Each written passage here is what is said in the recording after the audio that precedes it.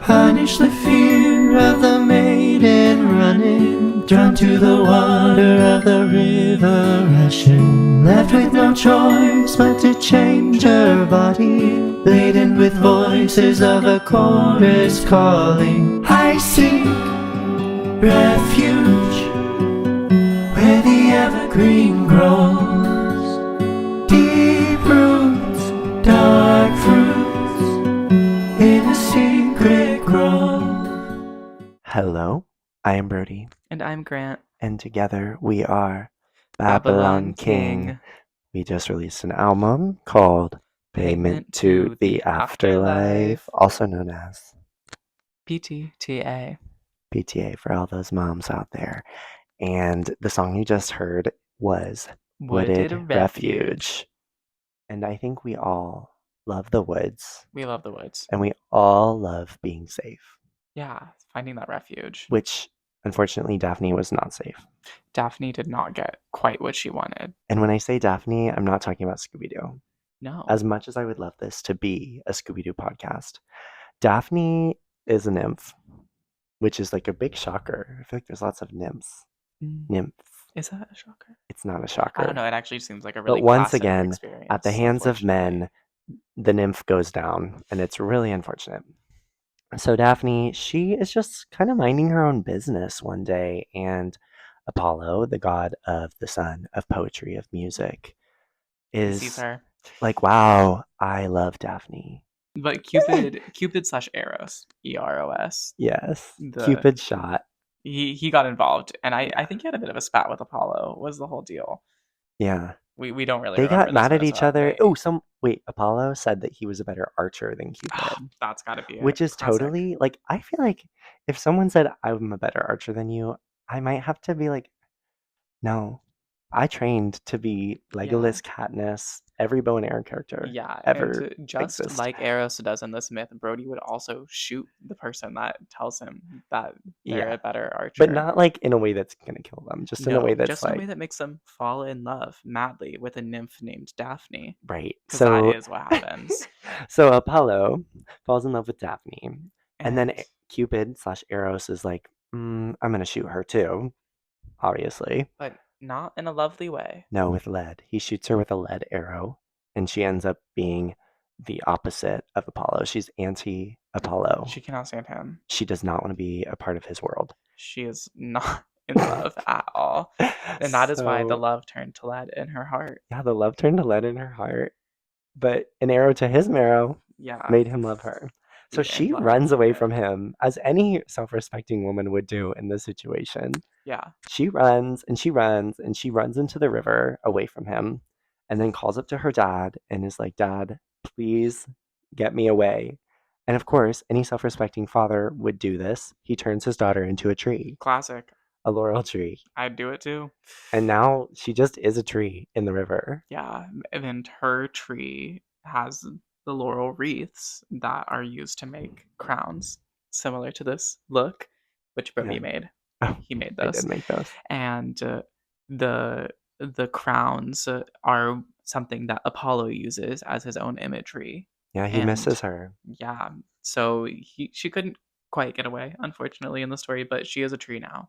She is. And she found her wooded refuge in the end. So let's talk a little bit about what it was to write that. Yeah, we wrote it. It was one of the ending songs that we wrote, I think. It was kind of around the time of Wings on Your Heart, which is another song on the album. And Grant came in with the idea on piano. He sang it for me, and it had that good verse, pre-chorus, chorus idea. And it was kind of, I guess, put on myself that I wanted to write the bridge for it. Yeah. / outro, which ends up being her last words. And yeah. Sometimes we'll come to each other with an idea, and it's like, oh, I'm feeling competitive. I should finish it. Yeah. And so we'll make some tweaks together. A friendly contest, if you will. And so the song came together really well on just like in the writing process, but then in the production process, we were pretty close to the end also of finishing the album. It was one of the last songs we did, but we wanted something a little bit less grounded and a little bit more airy and woodsy, Yeah. Whimsical. whimsical. Yeah. Yes.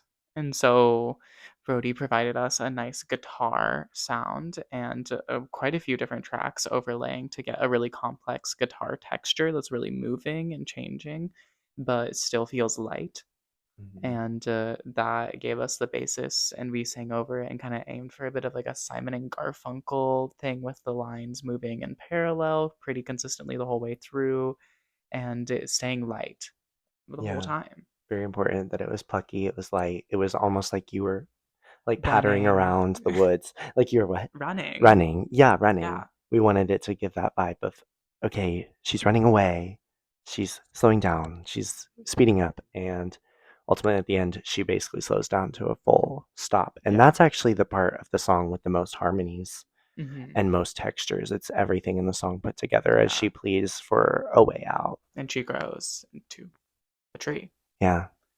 Yeah. So what would you say your favorite part of the song is? My favorite part of the song is the bridge, but also I really do love the verses. Hmm. I really like the vocal textures that we used, and I really enjoyed making the harp and string sounds all make this super beautiful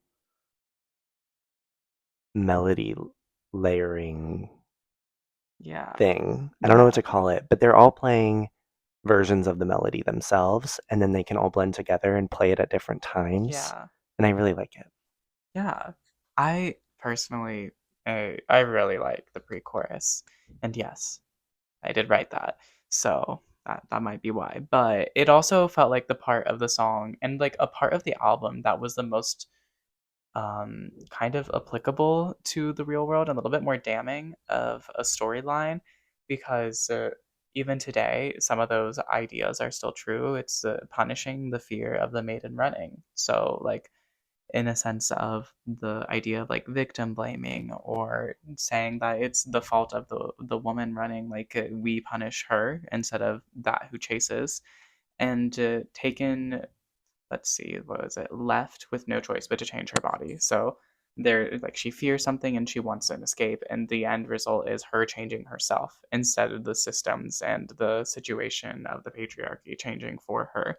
It was very much an idea, an opportunity for us to lift the voice of a woman that wasn't just, this time it wasn't about being introspective, which a lot of our songs are, which is Yeah. great, and they're like telling personal stories, but this one was more of like a story of structure and systems that lead to the punishment of the wrong person in the story. I think we all agree that Daphne is the person in the story that is a little bit on the tragic side and who we feel bad for.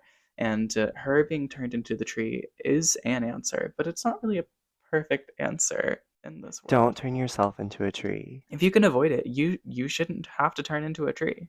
But that was her answer, and hopefully like the statement of like pointing out what's really happening here and punishing the fear of the maiden as opposed to punishing that who chases is a little bit more important and speaks a little bit more than just like a fun whimsical woodsy song.